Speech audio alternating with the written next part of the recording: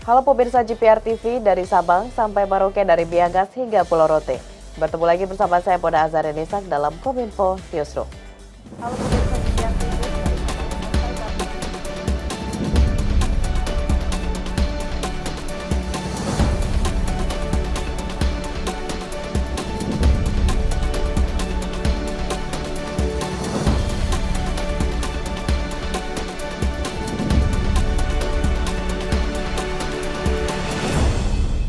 Pemirsa, kita ke informasi pertama. Menjelang pemilu 2024, Ketua KPU RI Hasyim Asyari menyampaikan sebanyak 17 partai politik telah melengkapi persyaratan dokumen sebagai syarat pendaftaran. Sementara dari 42 parpol nasional, 22 diantaranya sudah terdaftar terhitung sejak Rabu 10 Agustus 2022.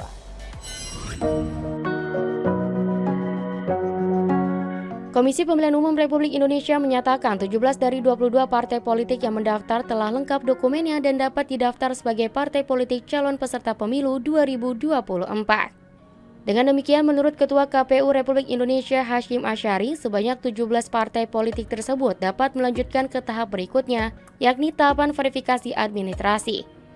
Sementara itu, untuk 5 partai politik lainnya sampai saat ini masih melengkapi dokumen syarat pendaftaran. Menurutnya, partai politik yang memiliki akun sipol untuk tingkat nasional ada 42 partai dan lokal Aceh 8 partai. Dari 42 parpol nasional, 22 parpol sudah mendaftar ke KPU Republik Indonesia hingga hari ke-10, tepatnya pada Rabu 10 Agustus 2022 pada tahapan pendaftaran. Partai politik berbadan hukum di Kementerian Hukum dan HAM itu ada 75 partai politik. Kemudian dari 75 partai politik itu yang meminta akun sipol dan sudah kita berikan akun sipol ada 42 partai politik. Dan dari 42 partai politik itu yang sudah mendaftar ke KPU ada 22 partai politik. Dan dari 22 partai politik itu yang sudah dinyatakan lengkap dokumennya dan dilanjutkan dengan verifikasi administrasi sampai dengan hari ini ada 17 partai politik. Dan ada 10 partai politik lagi yang sudah mengirimkan surat kepada KPU menginformasikan tentang kapan mereka akan datang ke KPU untuk mendaftarkan diri sebagai calon peserta pemilu 2024. Kementerian Pemuda dan Olahraga mengangkat 193 atlet Indonesia menjadi pegawai negeri sipil formasi olahragawan berprestasi. Pengangkatan itu sebagai bentuk komitmen pemerintah terhadap atlet berprestasi. Pemerintah melalui Kementerian Pemuda dan Olahraga resmi mengangkat 193 atlet Indonesia berprestasi menjadi pegawai negeri sipil di lingkungan Kementerian Pemuda dan Olahraga. Seluruh atlet telah melakukan pengambilan sumpah yang dipimpin Menpora Jainuddin Amali di Auditorium Wisma Kemenpora di Senayan, Jakarta. Dalam sambutannya, Menpora Jainuddin Amali menyebut pengangkatan ini merupakan amanat dari Presiden Joko Widodo. Hal ini juga sebagai dukungan pemerintah kepada para atlet agar senantiasa mengharumkan nama bangsa di pentas internasional. Selain itu, Menpora juga masih memberikan kesempatan bagi para atlet yang ingin mengikuti Olimpiade dan Paralimpiade. Mereka ini jangan dibayangkan seperti PNS pada umumnya yang bekerjanya di belakang meja. Ini tidak. Sepanjang mereka masih bisa berprestasi, ya, tetap kami beri kesempatan untuk mengejar mimpinya. Baik itu pelatih maupun atlet. Juga tidak harus berada di Kemenpora. Dari 193 atlet berprestasi yang diangkat menjadi PNS di lingkungan Kemenpora tersebut, yakni terdapat Eko Yuli atlet angkat besi, Dani Nenga Widiasi atlet para powerlifting yang masih berlatih dan menargetkan medali emas di perhelatan terbesar olahraga dunia yakni Olimpiade Paris 2024. Saya sendiri, saya masih tetap jadi atlet, saya masih fokus untuk latihan, saya masih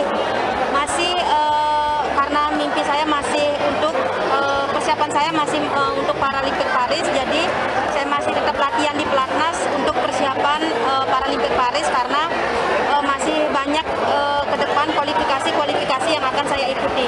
Setidaknya selain jadi atlet bisa memberikan prestasi, menjadi pelatih bisa memberikan atlet yang bagus-bagus juga, dan yang pasti ini bisa jadi acuan untuk teman-teman junior yang mau berprestasi, misalnya ada apresiasi pegawai negeri.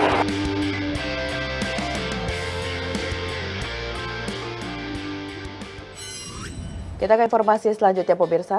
Guna mempercepat kemajuan pencapaian tujuan pembangunan berkelanjutan Sustainable Development Goals 2030, Indonesia membutuhkan Integrated National Financing Framework atau INFF.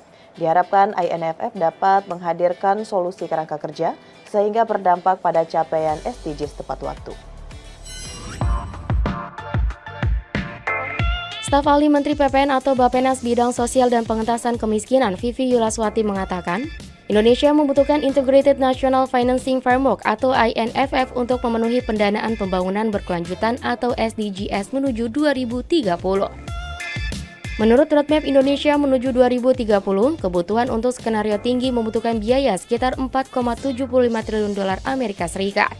Dan diantaranya hanya untuk mencapai tujuan 13, sehingga pemerintah menaruh perhatian khusus karena perubahan iklim sudah sangat besar. Alasan Indonesia membutuhkan INFF, jumlah dana untuk pembangunan berkelanjutan semakin besar karena adanya pandemi COVID-19 selama 2 tahun kebelakang. Di mana INFF dianggap dapat menghadirkan solusi kerangka kerja dan mengoptimalisasi sumber pembiayaan, sehingga INFF tidak hanya berkolaborasi tetapi juga menciptakan lebih banyak dampak untuk mencapai SDGs tepat waktu. The government of Indonesia has developed a consecutive or a sequencing strategy in INFF to provide a beautiful song and more systematic way in order to achieve the SDGs. There are a couple of strategies that we could see in the report, starting for developing a green banking solution for sustainable investment, accelerate the capital markets, deepening to unlock financing opportunities, fiscal policy reform for sure. Maybe Pak Denny will tell more about that. Align the philanthropy and faith-based financing, improve impact investment mobilization. The blended finance, we have here Pak Tantowi Yahya, Excellence Ambassador of Indonesia in New Zealand. Memperingati Hari Kebangkitan Teknologi Nasional ke-27, Menteri Pendidikan, Kebudayaan, Riset, dan Teknologi Nadiem Anwar Makarim mengajak seluruh elemen masyarakat bergabung dalam gerakan transformasi pendidikan nasional melalui Merdeka Belajar.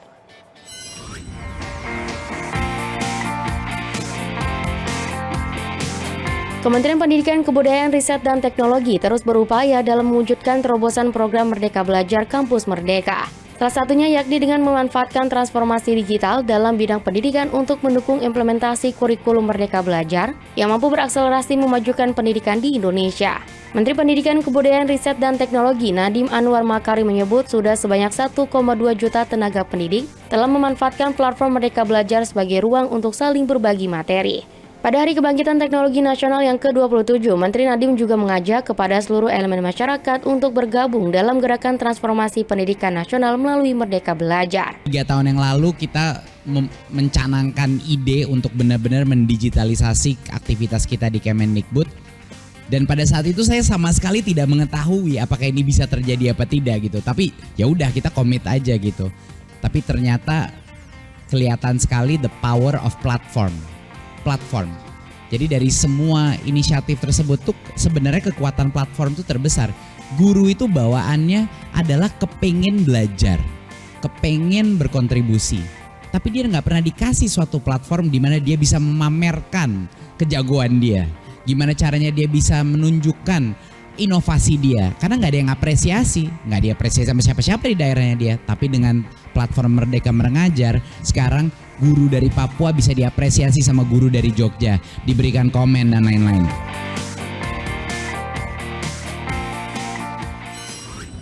Pemirsa, setelah jeda iklan, kami akan kembali dengan berbagai informasi lainnya. Tetaplah bersama Kominfo Newsroom.